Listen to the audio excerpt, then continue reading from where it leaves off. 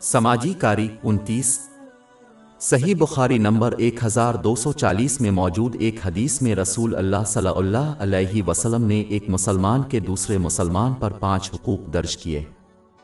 سب سے پہلے وہ سلام کا جواب دیں، خواہ جواب دینا ان کی خواہشات کے خلاف ہو۔ اس سے بھی اہم بات یہ ہے کہ ایک مسلمان کو اپنی تقریر اور عمل کے ذریعے دوسروں کے ساتھ امن اور مہربانی کا مظاہرہ کرتے ہوئے عملی طور پر امن کے اسلامی سلام کو پورا کرنا چاہیے۔ کسی کو سلام کا اسلامی سلام پیش کرنا اور پھر اس کے عمل دوسرے الفاظ سے اسے نقصان پہنچانا انتہائی منافقت ہے۔ اس کے علاوہ یہ امن دوسروں کو بھی دکھایا جانا چاہیے جو موجود نہیں ہے۔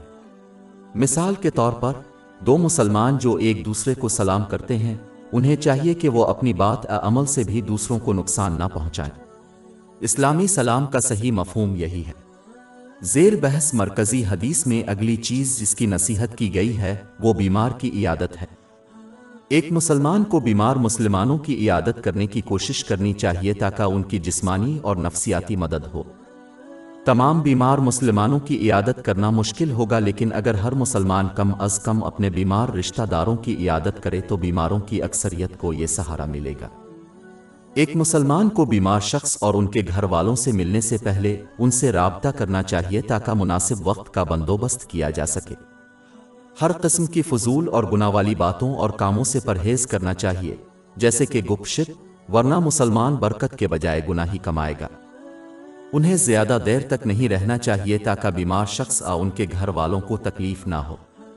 اس کے بعد ایک مسلمان جب بھی ممکن ہو دوسرے مسلمانوں کے جنازے میں شرکت کرے، کیونکہ ہر شریک میت کے لیے مغفرت کی دعا کرتا ہے اور موت کی یاد دلانے اور اس کے لیے عملی طور پر تیاری کرنے سے فائدہ اٹھاتا ہے، جس میں ان نعمتوں کو استعمال کرنا شامل ہے جو اسے عطا کی گئی ہے۔ اللہ تعالیٰ کو راضی کرنے والا، جس طرح کوئی شخص چاہتا ہے کہ دوسرے ان کے جنازے میں شرکت کریں اور ان کے لیے دعا کریں، انہیں بھی دوسروں کے لیے ایسا کرنا چاہیے۔ اس کے علاوہ جنازے میں شرکت کرنا اس بات کا تعین کرنے کا ایک بہترین طریقہ ہے کہ آیا متوفی کے خاندان کو مزید مدد کی ضرورت ہے، جیسے کہ مالی مدد۔ ہر مسلمان کو چاہیے کہ وہ اپنے وسائل کے مطابق ان کی مدد کرے، جس طرح وہ اپنی ضرورت کے وقت اللہ تعالیٰ کی مدد چاہتا ہے۔ در حقیقت اللہ تعالیٰ کے لیے دوسروں کی مدد کرنے والا اس کی نصرت حاصل کرے گا۔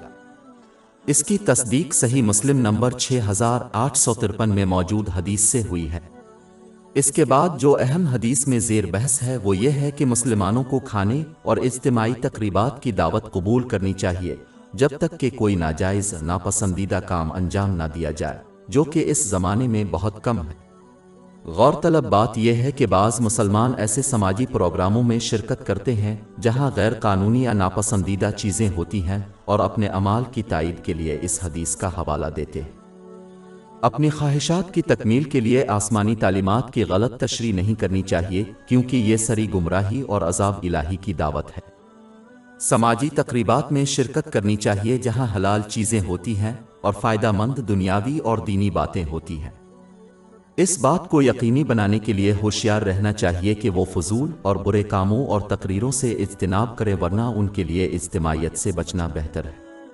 آخر میں زیر بحث مرکزی حدیث مسلمانوں کو نصیحت کرتے ہوئے ختم ہوتی ہے کہ چھینک آنے کے بعد اللہ تعالیٰ کی حمد کرنے والے مسلمان کے لیے دعا کرے۔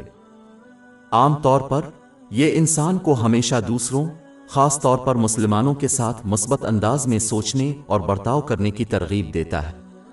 انہیں چاہیے کہ وہ اللہ تعالیٰ کی رضا کے لیے دوسروں کو فائدہ پہنچانے کی کوشش کریں، اس طرح ان سے کسی قسم کی شکر گزاری کی خواہش اور امید نہ رکھیں، جیسا کہ ان کی طرف سے دو سیدھے الفاظ میں کسی کو دوسروں کے ساتھ ایسا سلوک کرنا چاہیے جیسا وہ چاہتے ہیں کہ لوگ ان کے ساتھ سلوک کریں۔